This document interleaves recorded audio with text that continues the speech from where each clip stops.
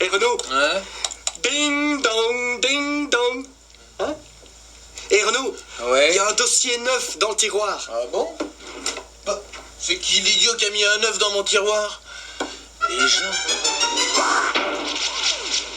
Bonjour et bienvenue dans notre émission Cuisine du Terroir avec aujourd'hui un véritable chef du terroir qui nous vient de Andalousia et qui va nous préparer Et les œufs colorés. On se régale déjà. Alors que faut-il pour préparer les œufs colorés? Il faut des œufs, des choux rouges et du vinaigre. Une recette originale, mais vous savez, il y a mille et une façons de préparer les œufs et c'est toujours très bon pour la santé. Surtout en cette période de Pâques, n'est-ce pas? Alors comment préparez-vous vos œufs? Vous mettez les œufs dans l'eau bouillante avec des choux rouges ou bien alors des pelures d'oignons rouges. Et vous laissez avec un petit peu de vinaigre reposer pendant 1 heure ou 2. Comment ça, 1 heure ou 2? Mais qu'est-ce qu'on fait en attendant? Ouais, on coupe en montage, hein? Oui, mais on est en direct. Alors, heureusement, il est fait avant des œufs colorés. Regardez comme ils sont beaux, hein? Et est-ce qu'ils sont bons? Mais surtout, ils sont très beaux, Est-ce hein? qu'ils sont bons? Nous, c'est ce qui nous intéresse, c'est seulement c'est une émission culinaire ici, voyons. Mais moi, je suis pas cuisinier, hein? Je suis un artiste. Mais alors, qu'est-ce qu'ils ont de particulier? C'est bêtement des œufs durs, Mais quand même. attention, c'est une œuvre d'art, hein? Vous voyez ce que j'en fais? Bon, d'ailleurs, ils sont même pas durs.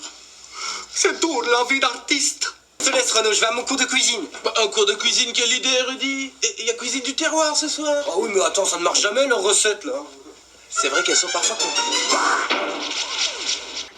Bonjour et bienvenue dans notre émission Cuisine du Terroir avec aujourd'hui un véritable chef du terroir qui nous vient du terroir et qui va nous préparer Compote. une compote. On se régale déjà. Alors que faut-il pour préparer la compote? Ah ben, je sais, tu prends tout ce que tu veux, hein. Ici, on a des pommes, des bananes, des œufs, on peut mettre aussi du café. Une variante originale. Et comment préparez-vous votre compote? Ah ben, d'abord, il faut manger. Ah bon? Oui.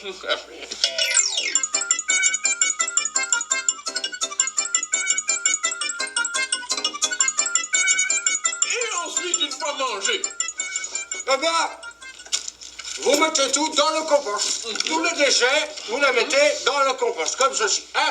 Vous mélangez, hein? et voilà. Et c'est tout. C'est tout, il faut laisser le plonger dans le jardin, au fond du jardin, et c'est bon. Ben, aujourd'hui, une recette toute simple de compote. Et est-ce que c'est bon? Mais mange pas ça, malheureux. C'est pas pour toi, c'est pour les plantes. Comment ça, vous mettez de la compote dans vos plantes, vous? Mais c'est pas de la compote, c'est du compost. Comment ça, du compost? Ben oui, du compost, c'est l'engrais pour les plantes, pour les faire grandir. Du compost? Mais pourquoi est-ce que vous nous expliquez comment est-ce qu'on fait du compost dans une émission culinaire, voyons? Quoi, on est pas chez les loisirs du jardin? Mais non, vous êtes en cuisine du terroir! Oh là là, je vais me faire engueuler, excusez-moi, au revoir. Mais... Ah ben, je me suis encore pris le bec avec la femme d'ouvrage, hein. Bah oui, elle utilise de la javel alors qu'elle devrait. Bah, regardez Téléboutiques Achat. Ah, bah oui, ce serait une bonne chose.